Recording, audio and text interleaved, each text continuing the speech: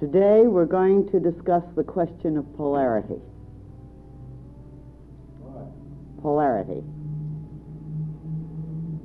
What is it?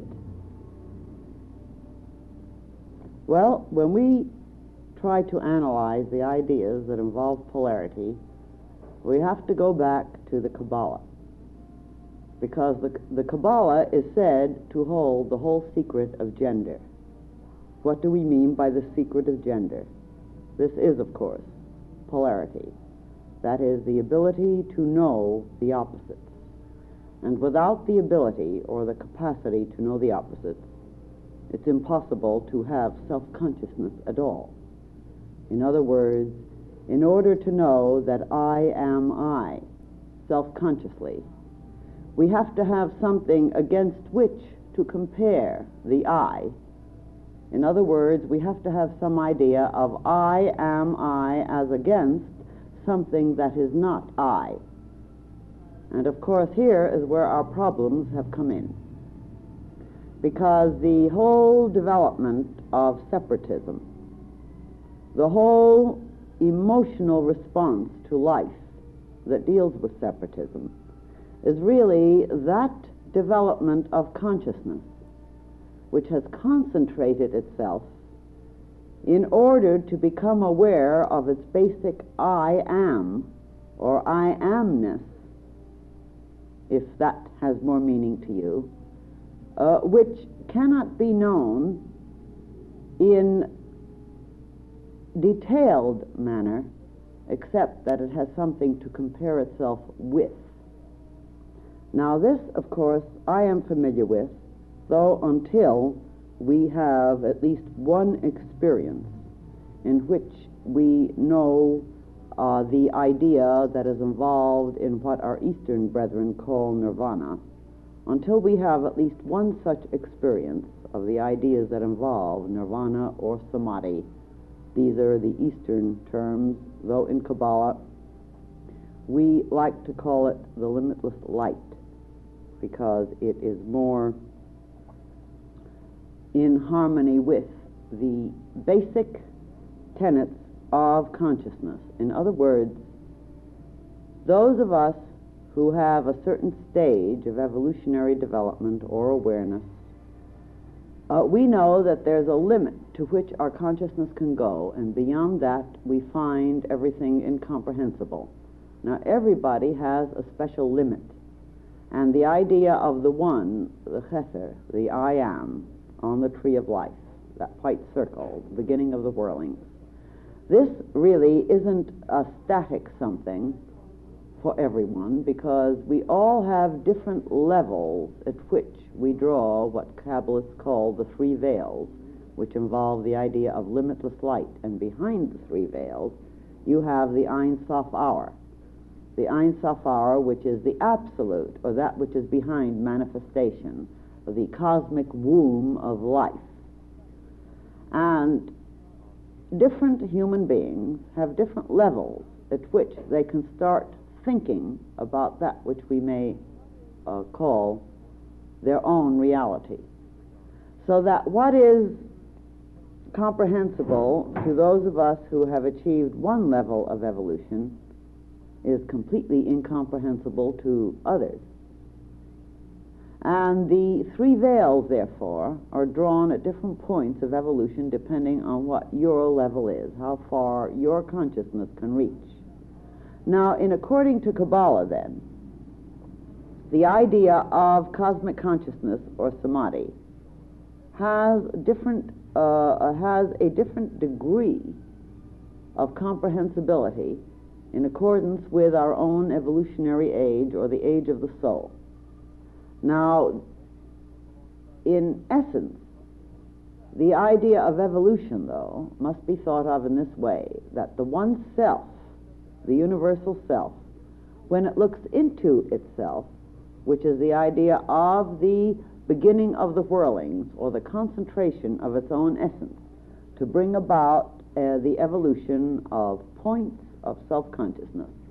When this one essence, this one cosmic being, looks into itself, what it sees is its own nature.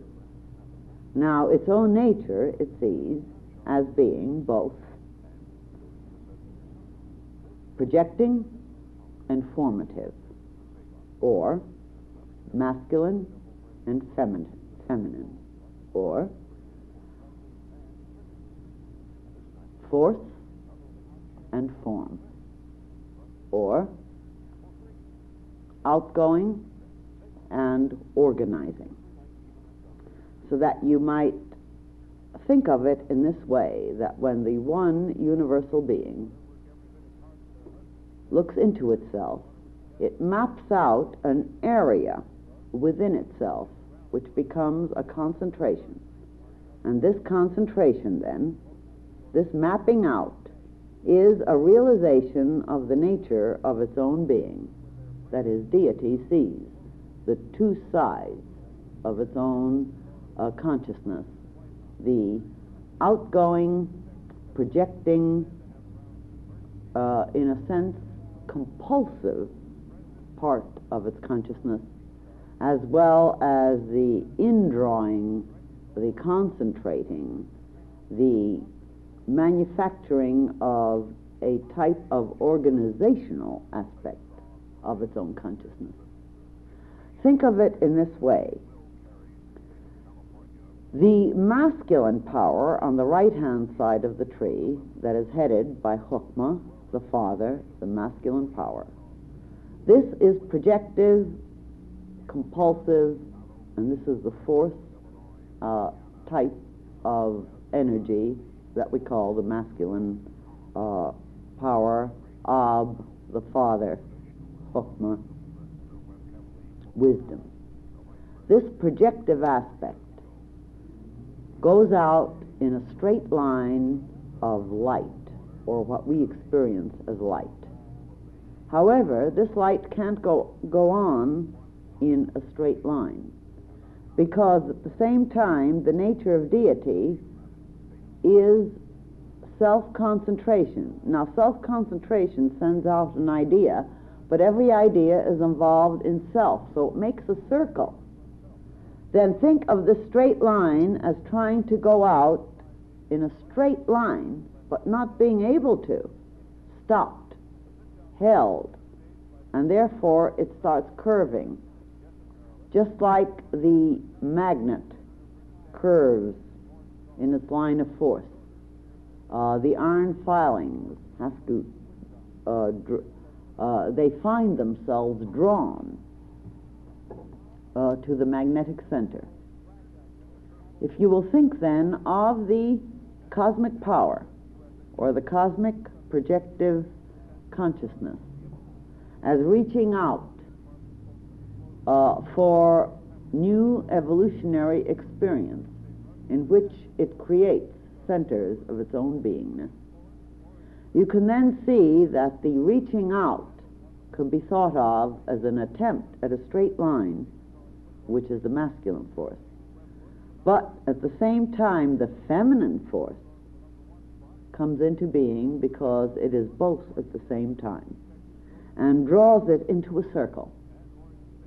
And therefore, the masculine force is compulsive and diffusing. The feminine force draws in, forces something back to its own center, and is organizing. Therefore, Chokmah, the father, on the Tree of Life, is the diffusing, compulsive outpouring fire and seed of life. Bina, the feminine force, the dark circle, is the indrawing. It pulls back to itself. In other words, it gives meaning. That's why it's called understanding. That's one of its many names. It gives meaning to this force, draws it back on itself, and this is what evolves self-conscious centers within the one life, or deity. Consider then that the masculine and feminine force together make for that outpouring of energy on all levels, and the in-pulling of this energy that makes the spiral circle. And when you look out in the universe, what do you see? Spiral nebulas. spiral circulars. You see it in what we call our own Milky Way. You see it in other nebulas. They are all spiral circles. And when you come down to our solar systems, you see the same thing. The solar center and the development of planets. Spiral circles, they are all within the same group of energies. All right. Now then, consider the awareness of freedom is the ability to go out. You know, this is a masculine force, incidentally. But what happens is what? The feminine force, or that which Kabbalah calls the feminine force, doesn't let it go out and dissipate and get lost. It pulls it back. There's where you get your concentration. And that is why the feminine force has been called the fall of Adam. In other words, the wild, free ecstasy is masculine force. The imprisonment of the fire of life.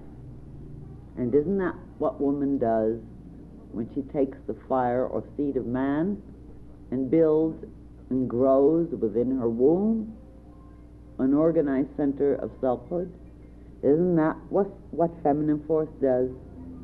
This is exactly in accordance with Kabbalistic understanding, perception, and insight.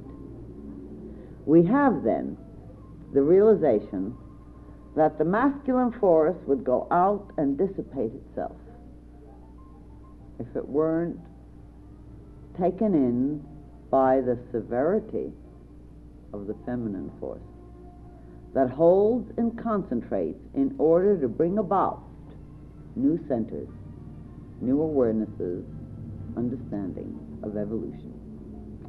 So you have, for example, in the Bible, in some of the stories of creation, you have the idea of Eve tempting Adam. You have the principle, really, involved of the imprisoning of force. And yet, unless you imprison force, unless you take the wild outpouring of compulsive energy and bring it into a center, hold it in a special area, you get nothing. For example, some people spread themselves thin, don't they? All over the lot. And what have they got? Nothing. Surfaces. Other people have depth. Concentration. You have then the idea, the basic masculine force, if it were not conditioned by the feminine force, would dissipate itself and you'd have no evolution at all. The feminine force takes this outpouring or projection of the life of the Absolute, and it holds it within an area that can bring depth, concentration. It keeps it from dissipation. And the very dissipation that would have taken place is the energy that deepens the cup of awareness and develops self-consciousness, evolution. And what is evolution? It is the compressing of spiritual substance into what we call the physical universe. Now, in our Eastern philosophies, we have the very unhappy development of the false interpretation of this idea. They've had true meditative perceptions, but false interpretations. And what does this amount to? It amounts to this idea that they have mistranslated, misinterpreted the principles involved.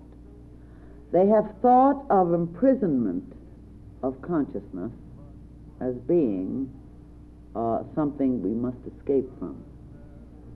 In Kabbalah, it is definitely taught that not until we see that what looks like imprisonment of consciousness is really the formative power of God, not until then are we remotely evolving towards the higher parts of our being. So the positive and so-called negative, the projective and the holding, the outgoing and the in-whirling, these are the pair of opposites that really involve the development of the physical universe and the bringing about of an awareness of the significance of sex. Consider for a moment. As I pointed out just a little while ago, if you have a continuous outpouring of energy in a straight line, what would occur? Nothing. It diffuses.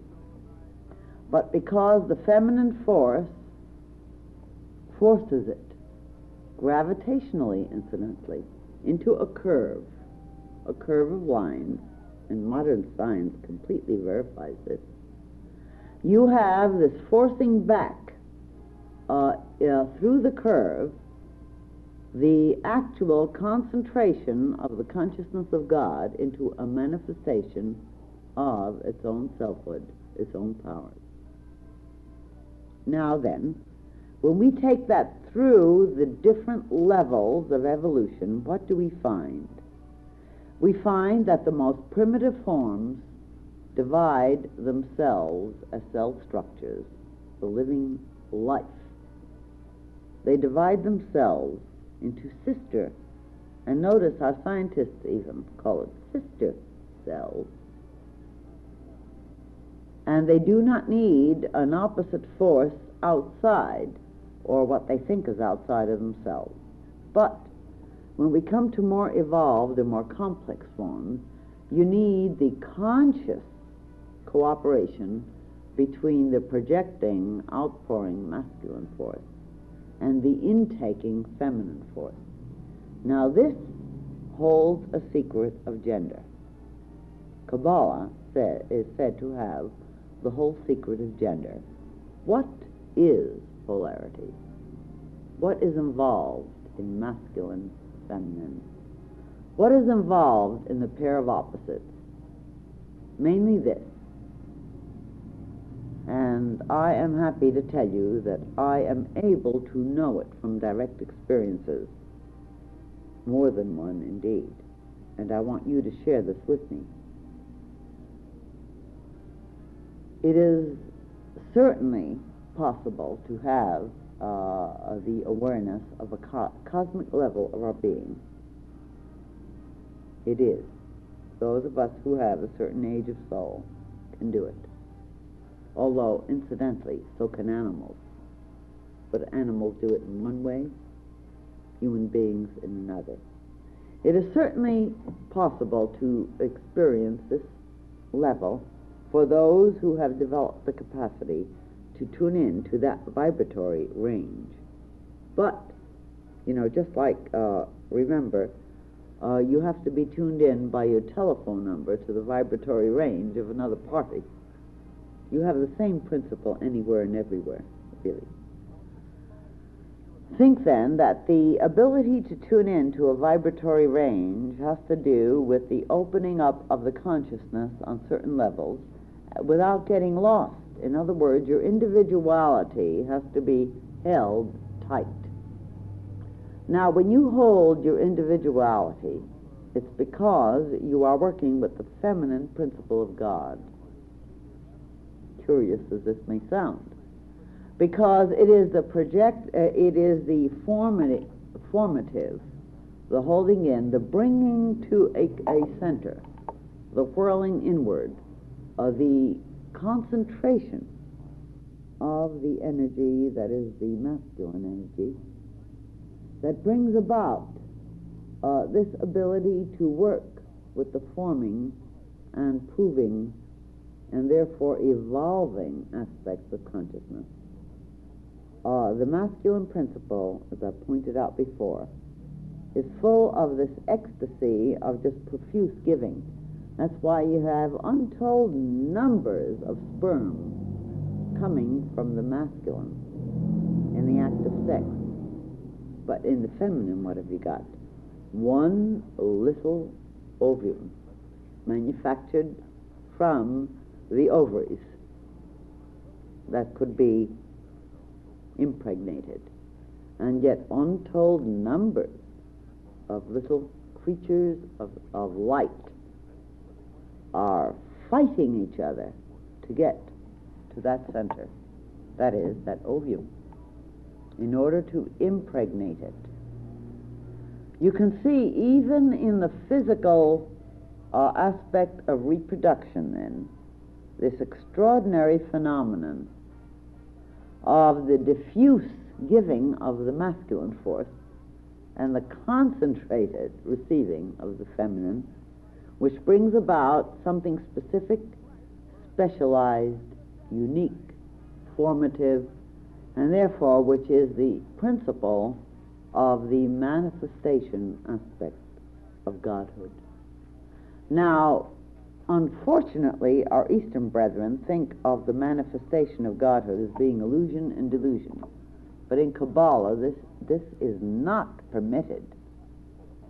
In Kabbalah, we say that manifestation is what deity is out for, and that not until you manifest have you remotely proven the power of your individualized selfhood.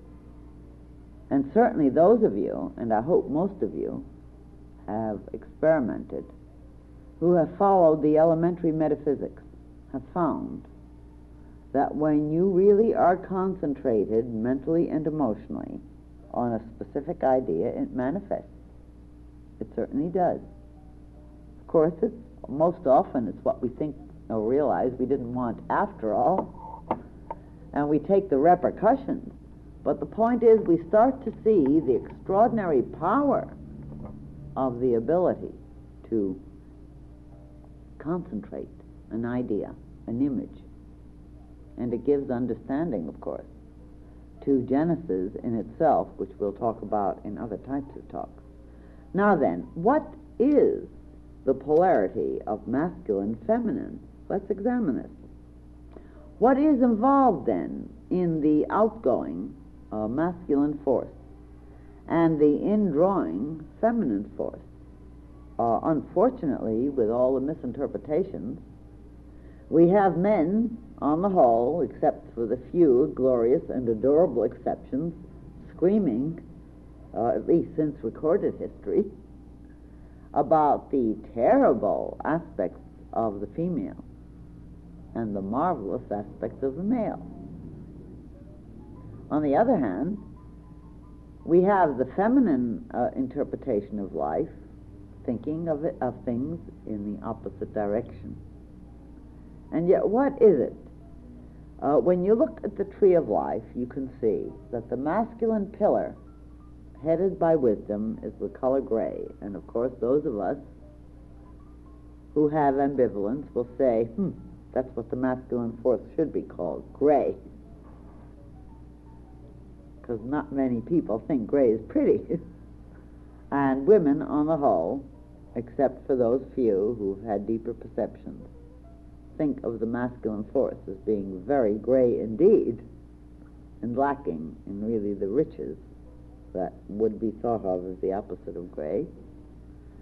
But then the masculine force and the masculine interpretation, if it hasn't looked deeply enough, will look at the color of Bina, which heads the feminine pillar on the tree of life, and they will say, black is a proper color for female indeed. You know, the fall of Adam, don't we blame it on Eve? This terrible, dark temptation. She's the reason for it all. So here we have the female principle thinking gray, and gray, you know, nothing could be more dismal than gray. I think it's more dismal than black, don't you?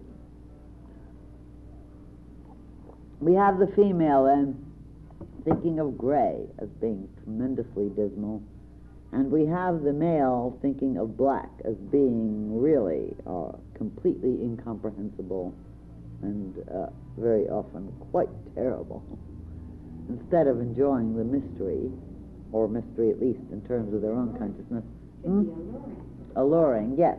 Oh, the highly evolved male sees it as alluring. That's a very excellent observation.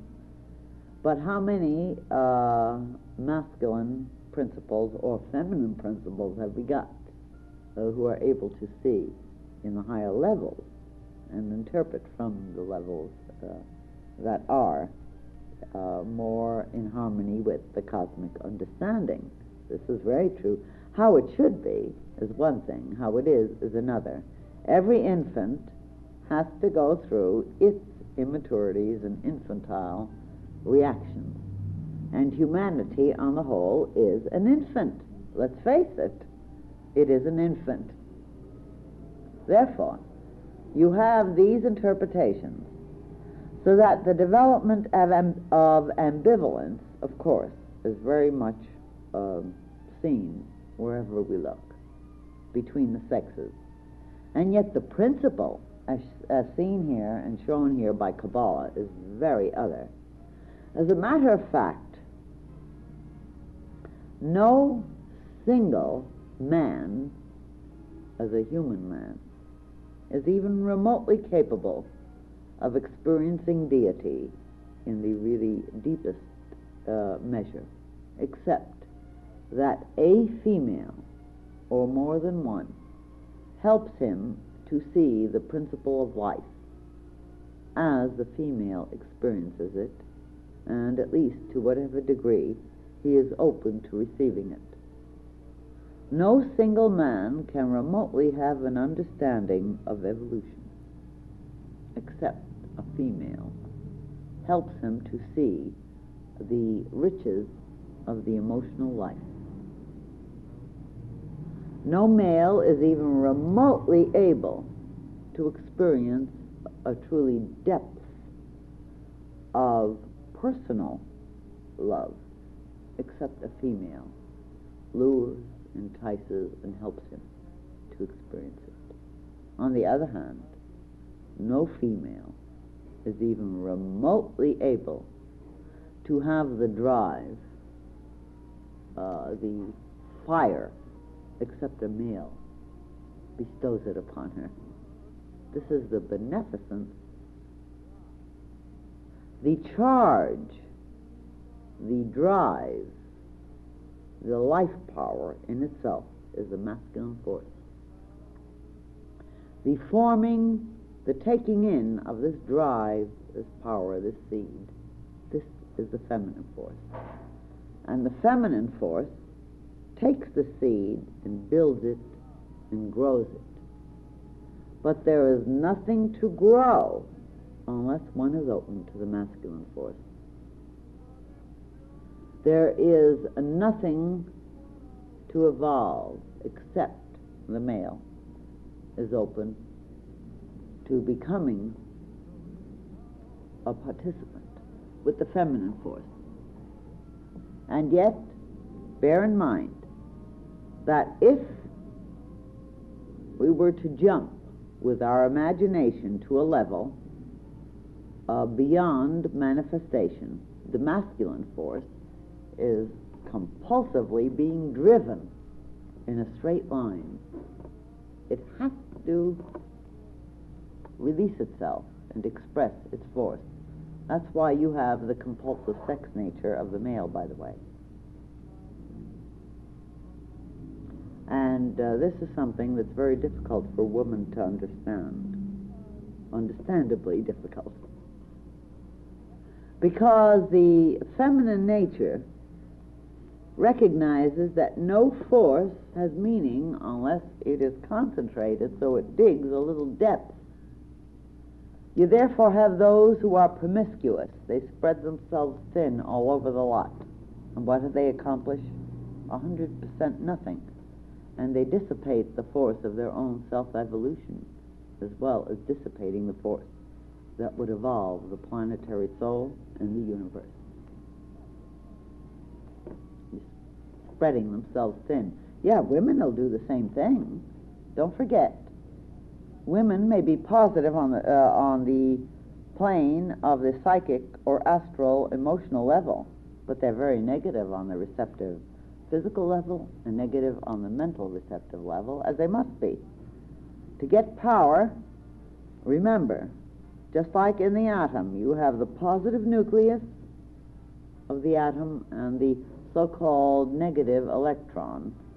You have no power unless you have both, really. You have to have them in combination. And the secret of sex and the use of sex for the highest spiritual development has to do with realizing that even to what we might think of as the lowliest atom, though no scientist would be bold enough or brazen enough to tell you that he understands what an atom is. An atom. They work with it. We explode and we destroy each other with the power of the atom in the atomic and hydrogen bombs, both by diffusing and by bringing inward. The hydrogen is the bringing inward, and the atom bomb, as such, is the projecting outward. Each of them, really, though, do what? They show us that the power of the atom itself has to do with the pairs of opposites. There can be no experience, there can be no knowledge, there can be no understanding. The feminine principle is understanding on the Tree of Life. Bina is called understanding, as you can see if you look at the tree. There can be no manifestation, no evolution of centers of self-conscious awareness except through the interrelationship of the pairs of opposites. But the thing that happens in this world, because we are young and do not understand, don't you remember how you used to blame other people for things when you were children, and later you saw how foolish you were? Well, we do the same things now, and the level of our evolution changes with these attitudes. Nevertheless, the point is that only as we come to recognize the fact that the feminine principle is sterile and empty,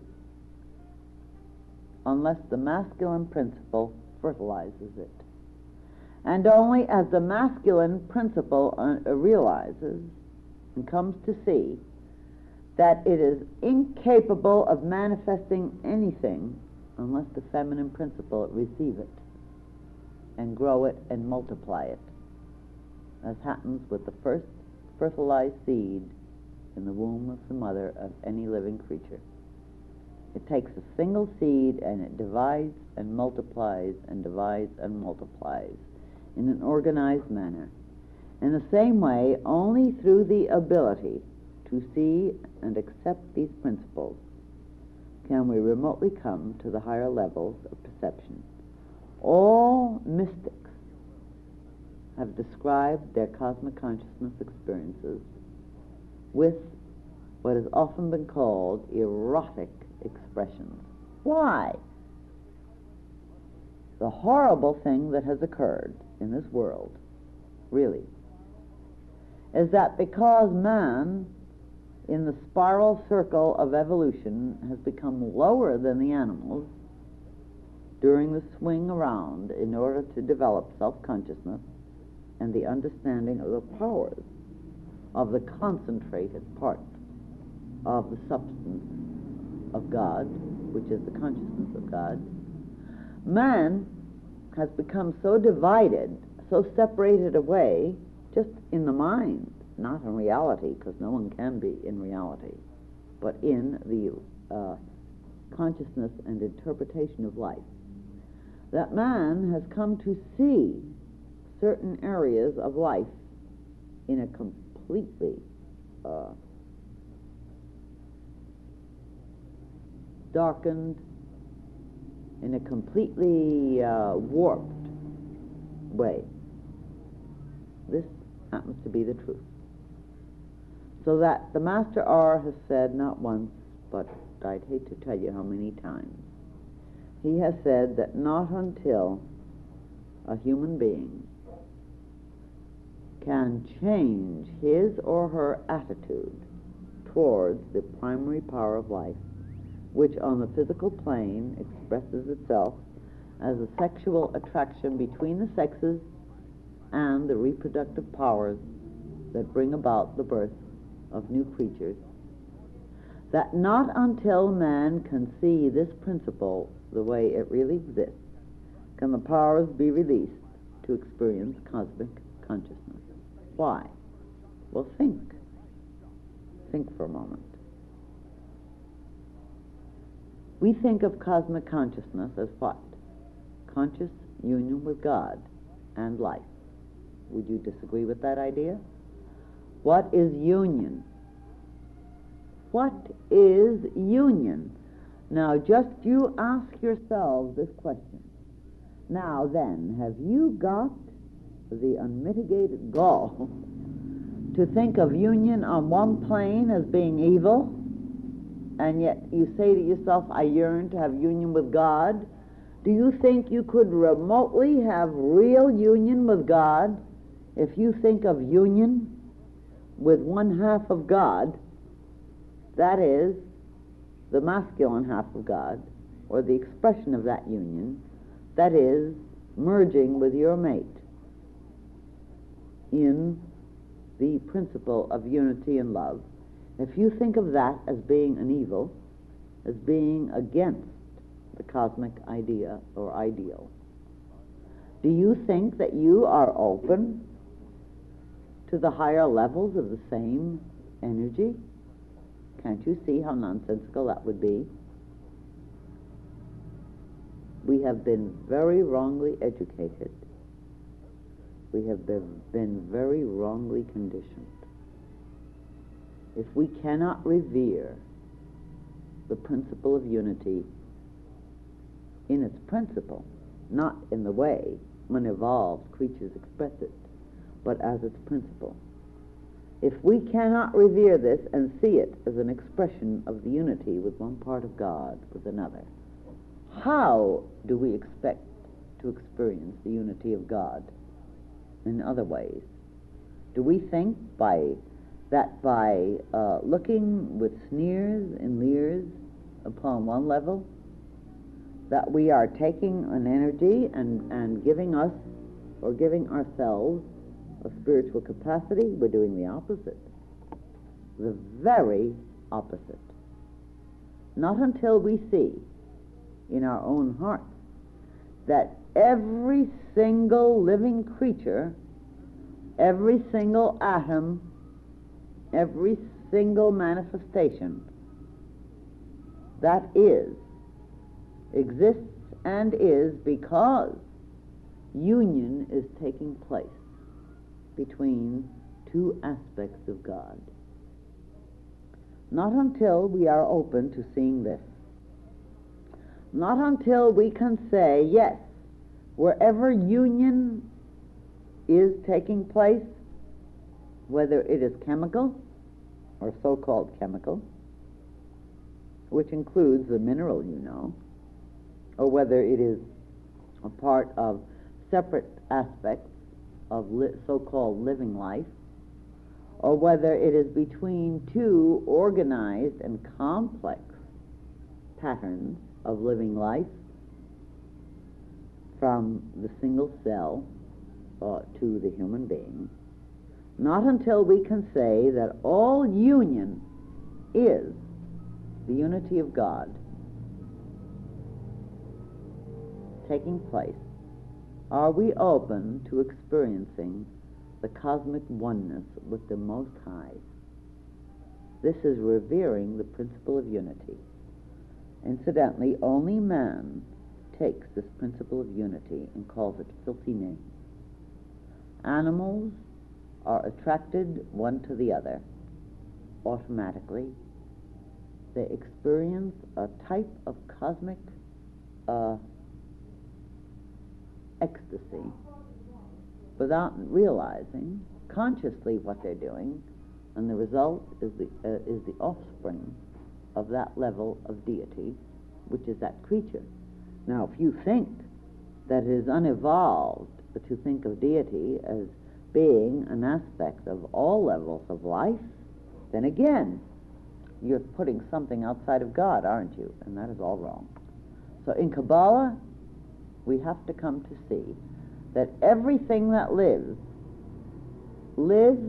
and is because deity is in eternal union, that is, Chokmah, Father of the Father. The Great Circle is an eternal union with Bina, Ima, the fertilized mother, cosmic mother. Realize, too, that one of the Kabbalistic names for Bina is Mara, which means the seed, and Mary, the mother of Jesus. Is this because of the same idea? You therefore have pure Kabbalah in the story of the birth of Jesus, incidentally, because you have here one of the Kabbalistic names for the cosmic universal feminine principle, called Mara, the seas, and it's also called bitter, incidentally, because there is a bitterness, that is, there is a sorrow, the mother of sorrows. The feminine principle usually knows far more sorrow in certain understandings, because it understands. And yet, both masculine and feminine principles have all of both. Still, if on the physical plane one is man and one is woman, on the astral psychic plane they will reverse their polarity. On the mental plane you will have the polarity reversed again, so that finally on the spiritual plane you'll have another reversal. Therefore, the masculine principle is positive on the physical and the mental planes. The spiritual principle is positive on the emotional and spiritual planes. And neither can get along without the other. They cannot get along at all, because they're not finished. They have to merge. They have to merge. And they cannot merge as long as we are determined to have emotional reactions against the other. It is impossible. So we have to come to revere the two principles. And we have to come to see that those who like to leer and sneer and give their little smoking, the parlor jokes, they call them the smoking compartments or something like that. They seem to think smoking has something to do with it. I'm not quite sure why. But the what? The salesmen used to sell their jokes in the parlor car on trains. The parlor car on trains, where they smoke their cigars or whatnot and think of the emotional smoking, no doubt. This could very well be a part of it. The point is that these parlor jokes have developed, these leers and sneers, these vulgarities. And what do these indicate? Vulgarities indicate something pretty terrible. Terrible. Because as long as a human consciousness can feel vulgar about an energy which is the love energy, an energy of the cosmic life, that person isn't remotely capable of the union of selfhood with God, nor of the union of personal self with another aspect of Godhood, the feminine personal self, because all unity is God with God, masculine and feminine, always. Even when we can see it as low and defiled, it is really that. But this is the pain of life. This is the crucifixion of selfhood with a capital S, in order to bring about its self-evolution. And we must come to see that only reverence, beauty, glory, aspiration should be permitted into the heart, the mind, the consciousness, when we think of the relationships of the opposite sex. We must come to see that only as we can transmute these lower levels of our reactions, which have come to us because of our immaturities, only then will we be releasing energies that are meant to grow us, evolve us into the cosmic spiritual unity. And incidentally, if you cannot love personally, that is, the opposite sex, don't fool yourself. Don't fool yourself. Don't think that you can have the experience of cosmic union with God, because you can't. I don't mean that you have to have a specific personal one if you're not capable of it, is what I mean. If you feel that the personal love of the opposite sex is an interference with your spiritual aspirations, you are only using your own misinterpretation, your own unhappiness, your own inability to cope with the pairs of opposites and grow through them as an escape. And you're figuring, well, I'll go ahead and have cosmic consciousness or nirvana. And you won't get it. Plenty of human beings, of course, have had little snatches of higher consciousness and have said, ha, I'm beyond all this nonsense. But that's where they've been sadly mistaken. Do you know where most of these people have come? To the Western cultures in next incarnations, where they are forced to start looking at life in more practical ways. And eventually, though I'm sorry to say, it takes, with most people, very much more than one incarnation, eventually they have to come to the realization that not until you can see that in the manifesting principle of divinity do you have the capacity to achieve what is provable cosmic consciousness, because of the cosmic love inflowing into life without all its false colorations. Not until then can you be said to have even remotely approached the next evolutionary necessity in life. So many of the human beings who have achieved what they thought was samadhi or nirvana in past incarnations are now fighting with material circumstances and with male-female relationship values. And I repeat, not until you see that every male-female value, whether it come between the ways of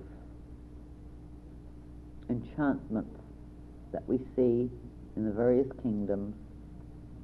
You should read some books on this.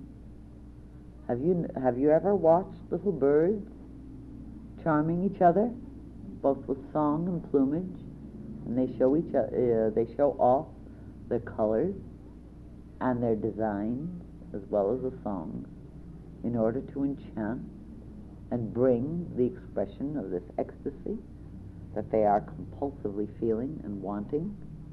And haven't you watched the little feminine principle? Seeing which can magnetically attract it the most? Haven't you noticed the glory and beauty of this? Have you watched the flowers? And have you seen the receptivity of the feminine part of the flower to the masculine part, bringing more glory and beauty and ecstasy to life, and charming the very poets and musicians? But what have you said when you've seen it in the human kingdom? What have you said? This is the point. We have to see ourselves as being active manifesting principles of divinity. Whatever we are on the physical plane, this is what we should love being, also knowing that we are all things. Because I remind you, if on the physical plane we are feminine, on the masculine plane we are therefore emotionally receptive. Our emotions, then, are the powerful drive. And what woman who's really had intimate contact with man doesn't know that she can influence the emotions of her man in any way she wishes? Those of you who don't realize this, I'd better go out and experiment so that you can recognize the difference between being receptive on the feminine masculine plane, projective on the emotional plane, receptive on the mental intellectual plane, projective spiritually. And those of you who are men should be seeing it in the same way, that though you are projective on the physical plane, you are receptive emotionally. And if you did not have woman, you couldn't remotely develop the richness of emotional response and awareness of the subtleties of the heart. Without woman, you could not do this. And in the same way, without woman, you couldn't remotely have the richness of spiritual requirement, drive, capacity. Each needs the other because we are all half of God as a part of the varying pillars. The pillar of severity, which is woman. And you say, oh, severity, woman, but it's woman who's tender. And man is a savage. Kabbalah doesn't agree. Kabbalah says it is the masculine pillar on the right-hand side, headed by wisdom, the number 2, the gray. That is the pillar of mercy. And woman is the pillar of severity. And I know a woman says, something wrong here. I better go hear some other speaker. Or take up another school of thought, maybe. But think a few minutes before you do it, honeys. Meditate on that, and you'll come to see that the masculine principle is such, because it is projective and outgoing, is considered the pillar of mercy because it gives of itself, it dissipates itself into everythingness. Isn't this the mercy? People who are unbalanced on the side of mercy, what do? They feed weakness, don't they? This is what being unbalanced on the side of mercy is. They are weak in themselves. They haven't got the strength of emotion to hang on. They dissipate themselves. On the other hand, those who are in the area of the pillar of severity, the feminine principle. Now, what is it that they do? It is the feminine principle that takes that outgoing, compulsive masculine seed and holds it. It whirls it first in a circle. You know the compulsive circle I spoke to you about at the beginning? The circle of the cosmic life, and everything is a spiral circle in the physical universe. The same way in the inner life. That's why it's that way in the outer. But it's the feminine principle that takes in this wild seed. The masculine principle sends out untold numbers of billions or even trillions of seeds in every compulsive act of union. And the feminine principle does what? It takes only one of all those, that wild dissipation, in order to start building a very organized being that becomes a center of selfhood. And naturally, wherever you have discipline, you always think of severity. But it is the feminine principle that is the disciplining principle. Never fool yourselves, girls. It is. There's a good reason for all these various glorious little stories that we hear about that makes the cosmic mother or the feminine principle a destructive and terrifying and fearsome thing. I understand it well, because I am fortunate enough to have had experiences of what is called samadhi and nirvana, in which one knows nothing except I am. And I am utter and complete ecstasy, and there's knowledge of nothing else. A wild, ecstatic freedom, wild, ecstatic freedom. But incidentally, there's no knowledge of anything else. In other words, one feels wild, ecstatic freedom, but there's nothing to be free from. One is just an all-over diffusing ecstasy. And this is the basic nirvana. This is the basic samadhi, actually. You're in ecstasy. You even have this awareness of love, but there's nothing or nobody to love, because there's an awareness of nothing but I. And wherever consciousness reaches, it sort of creates its own space, just like you do in a dream, you know. You can have anything in a dream. You create your space. That's what it is in samadhi or nirvana. And there's no knowledge of any other eyes or any other awarenesses. This is all there is. So that there's even no knowledge of anything else to be. Now, if this is supposed to be evolutionary advancement, Again, you know how the idea of a little truth is a dangerous thing? This, I can tell you, is true of the ideas of nirvana and samadhi. A little truth is a dangerous thing because it's partial. It is partial. In Kabbalah, we are not permitted to accept the partial truth, that little truth. In Kabbalah, we are told there are two poles.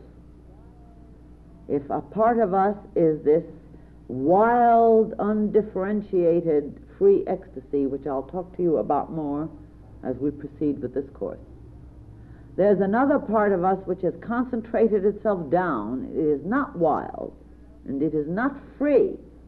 It is disciplining itself because this is the way you give birth to children.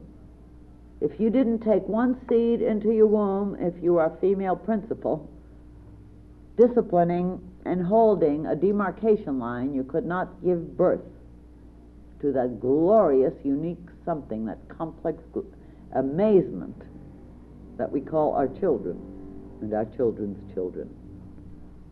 It is in being able to discipline down, to hold down into a narrow field, concentrate down.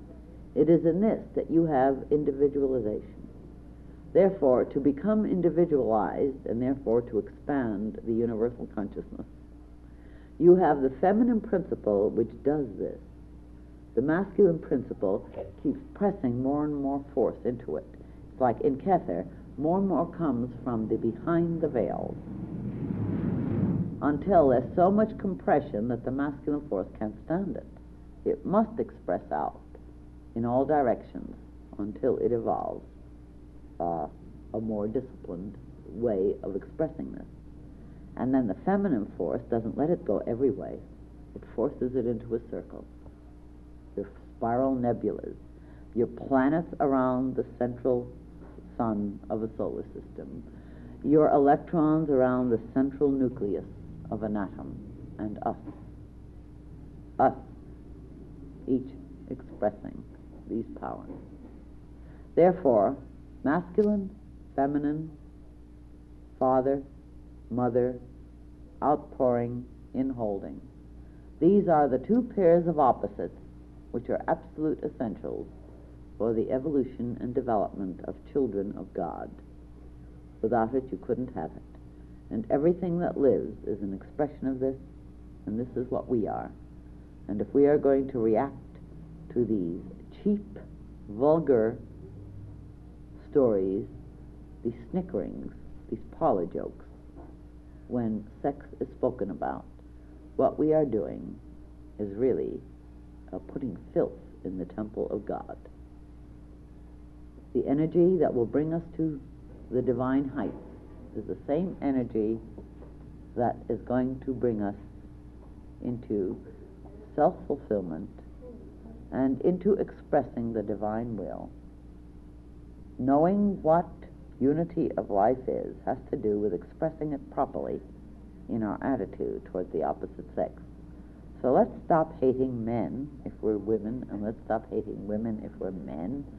Let's stop being ambivalent if we are. Let's start seeing that the men who are nonsensical are merely children growing towards their fullness, and so it is also with the women, but that in the deeper aspects, one must love and have the other.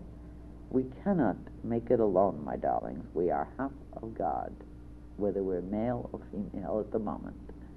And we can talk about the divine androgen from now till doomsday. But if we think carefully, we'll know that the other sex is a mystery to us. No matter how much we like to brag about how much we can manipulate them, if we can, their reactions are still a mystery, because we each need the other and what the other has, and not until we revere and appreciate and love and strengthen the other, whether it be our brother or sister, whether it be our daughter or our son, whether it be our male or female friend, whether it be our lover or loveress, whether it be our husband or our wives. Remember, not until we see these beautiful, glorious, opposite aspects of God as the messengers and the opportunities, as something mysteriously drawing and mystically enticing us towards the more and more of the one life. Not until we can do this can we even remotely open ourselves to the enlarged consciousness of the Most High. This is the secret. Don't listen to the dark forces of the physical plane and the infants of life who have to snicker and are sensually oriented. Train your senses to react with infinite sensitivity as being the way God or deity experiences itself in union, sexually with your true mate, or mentally and emotionally with all those beautiful aspects of the Most High. Then will you be releasing energies and expressing your own selfhood. We will not be having our meditation tonight because we will be having the double meditation dealing with this principle next week. And I love you. Good night. Who's going to lock that thing off now, do you know? You better go. Does anybody know how? Well, better let me get at that, honey. Don't touch it. Then I know part of it. I just don't know his portion. I know my portion. All right, let me get at it here, and I'll just let it go for a minute. I guess that's the best thing to do. The record while you turn it on play, and that's what starts it recording. It's ready to record. Is it recording? If the needle is quivering, it should be recording. It is. I'm sure that our poor darling Dale did this. I don't know. God knows what we've done with this thing. I just don't know, because he'd have been watching that quivering. He's very familiar with recording. I don't know what happened, I'm afraid. Well, you're recording all of that, too. I see. Oh. Anyway, let's see. You had a question. Repeat your question, I'll repeat it. Jealousy a sign of, no, I didn't say it like that. Jealousy. A masculine principle. Oh, yeah, that's what I said. the question is jealousy typical of the masculine principle? My answer is no. Jealousy is typical of the insecure soul, whether masculine or feminine. Jealousy comes when we are not secure in our relationships. Now, our feeling of insecurity may be real or unreal. Some human beings, male or female, are incapable of feeling secure with anybody because of self-hate, inability to see themselves as something or someone that can fulfill another, determination to wreck a relationship because of certain ambivalences. If we are ambivalent ourselves, that is, having both love and hate, or need and hating the need for another of the opposite sex, and it's not necessarily the opposite sex, We can be jealous of people that are like our friends of the same sex. Jealousy basically is a feeling of insecurity and a hatred of those whom we decide are the cause of our insecurity. When we are secure within our own hearts and souls, what does it mean? It means that we know we have the capacity to love, to give. We therefore also have the capacity to be loved and to receive. A violently jealous person gives only to be loved instead of because of a need to express love. The person who is not jealous is so happy with the expression of the need to love that love comes back automatically. This perhaps is one of the primary differences. People who think they love often do not love at all. What they are feeling basically is a dependence on someone or something, a need on the opposite sex to fill their own emptiness. And they are something like tyrants. An infant, you know, is a tyrant. It expects to be helped and made comfortable when it screams. In an infant, it is beautiful, acceptable, and so it should be. But when we grow up, or at least when our bodies grow up, this infantile reaction is not acceptable. And this perhaps is a difference. Our souls are different ages. And if our souls are at an infantile level, we are going to be violently jealous because we are not secure in our own selfhood. If our souls are matured, we will not be. However, again, even if our souls are very immature and infantile, we may be covering up a real jealousy by deliberately not letting ourselves love. You know how some infants will, or small children, will be punishing their parents by refusing to kiss them or hug them and throwing some good tantrums. In other words, they'll make them pretty miserable. I'm sure you've watched some children carry on. Maybe you've been one such child. Yes. Now, as a child, it's perfectly acceptable because all of us recapitulate our own psychological evolution. But when we get to be a certain physical age, we're expected to go on to certain emotional and mental maturities. When we don't, it's because our souls are very young indeed. We wouldn't hang on to what we can sometimes call psychopathic jealousy. And bear in mind, if you are jealous of another, you're being an infant. Whether you're being jealous of a husband or a lover or a friend of the same sex because they like some other friend better, this is infantile, because the more riches you have within your own soul, the more mature you are, the more you are expressing your own selfhood, the more you are going to automatically bring the response from the opposite and the fulfillment, even though there may be some people who won't. So what? With life as large and glorious as it is, you will find your fulfillment. And jealousy is not a part of the mature soul. This, incidentally, is not the same as possessiveness, which has other subtle aspects to it. Jealousy has to do with hating something or someone else that one feels is cheating us of our own. Possessiveness is the desire or the need for someone to be wholly centered upon us. It is not quite the same, though if one is jealous, one is also possessive. However, one can be possessive without necessarily being jealous. Perhaps we can cover this idea more in future talks. We will try in this series. But if you suffer from jealousy, remember, it is unnecessary. Learn how to love and appreciate the opposite sex, and you will become such a magnet, you might even have the delightful problem of learning how to discriminate.